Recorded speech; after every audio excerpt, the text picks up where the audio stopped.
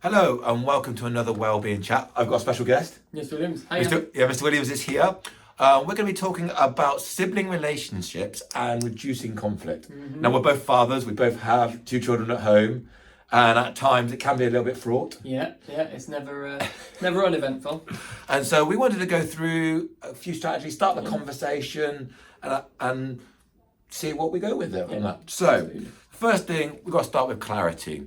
I think being clear with your family rules is really important. The children will know what to do. Now, in my household, I've sort of done it many times, my children do use the Warden Hill Way.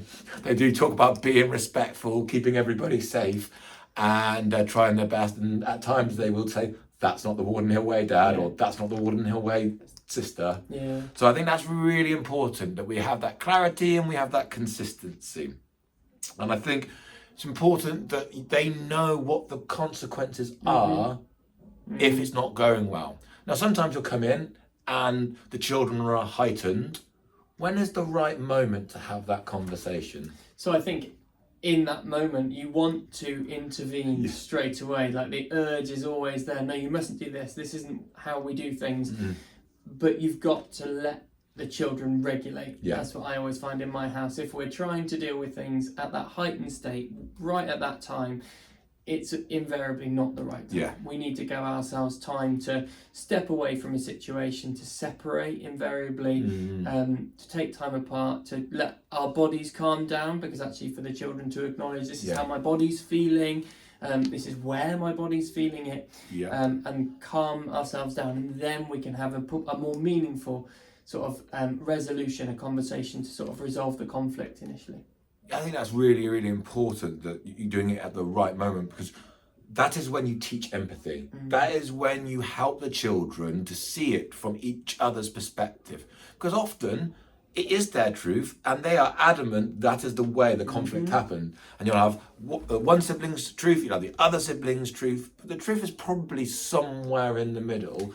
And by them walking in the other person's shoes, it helps them understand why the other child is feeling that way. And that is a perfectly normal, natural part of child development, to not be able to see that that other person's perspective. It's something that we do as adults naturally. We're able to go, I understand that that's why you saw it that way, but this is how I saw it. But for children, they are very much learning that, that in those early stages, everything is black and white, it's straight through, it's transparent, and they know that's how they saw it, so why can't you see it my way? Definitely. I was right, this happened to me. I think that's really important. Away. And then there's that important part where they say sorry. But obviously sorry is just the word. Now at Warden Hill we have 3 steps for saying sorry. Firstly, when they are ready, they need to give a meaningful sorry. But that's the start. The next part is making amends. They go and do an activity together, go and do a jigsaw, or they go and play a game, or they do a bit of role play together. That's the second stage. And then the third stage, if the children are truly sorry, then they don't do it again, which takes time. One conversation about this isn't going to naturally change it. Absolutely not. It is a behavioural shift that you're looking for, and that takes time. And that making amends, I love the way sometimes watching children do it, whether it be at home or in the classroom, you just see that they'll go over to them and they'll just sort of peer over at what they're doing, and that's just a very subtle way of them going, I want to reform that bond, that relationship with you. And sometimes it can be as subtle as that, because they don't want to overtly go and rejoin in, but they're just trying to re-establish those bonds. So how do you create fairness, or that environment of fairness between the siblings? It's a difficult one. It is a difficult one, especially when in each of your households you'll be dealing with children of varying ages. So the age gap in our house is about 3.5 years, and so there has to be an appreciation that while you can't go to the older sibling, you're the older one, you need to be doing this, and you are the role model. It's really hard because the older sibling is... I know, I've done that a few times. And it's an instinctive thing as a parent to want to do that.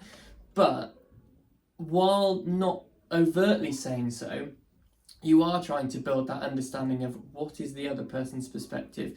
Can you see why the younger sibling felt like this, did this? And you have to have that appreciation that they are different in developmental stages, and even if they are similar in age, they might have spent a long time feeling and acting like the younger sibling in the relationship. Yeah, I had that perfect example this weekend. We were playing a board game and the older sibling was like, why are you making it so easy for the younger sibling? I was like, but this is the process. These are the adaptations they need to be able to be playing this family game. And it did mean that the youngest was more likely to win, but to be able to play those games in the future together as a family, and that's fairness doesn't always mean equal. No, absolutely not. Is there anything else that you do as a family to try and make it fair?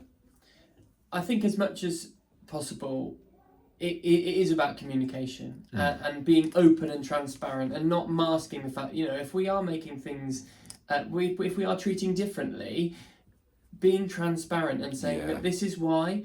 And I try not to go down that rabbit hole of when you were this age, but it is something that helps them to see the other person's perspective and just getting an appreciation for you were younger once and therefore these adaptations have to be made.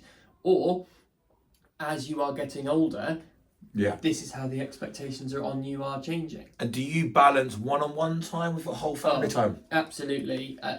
Building the relationships with each child as well as together is so important, and it's lovely to be able to have those things that you share with one of the children as opposed to us all together, because there is a time and a place for both, and that's all relationship building. And I think they feel it's fairer if they each get their one-on-one time. They're then have those relationships when you take it into the family time, when they're managing it, because that's when you spend more time with this sibling, or you'll do that with that sibling, but it's like, we're not always going to do the same things with you, but we will find time for each of you in your own way. And really trying to strike that balance, because it's so easy within your house to go, so-and-so's a mummy's boy, mummy's girl, this person's a daddy's boy, daddy's girl, and really trying to sort of not challenge those things, because they're almost unspoken invariably, but just going, I'm going to build that relationship with both of you individually, and then we're going to come together. And I think we had to challenge that as a family, because often I would be putting the older one to bed,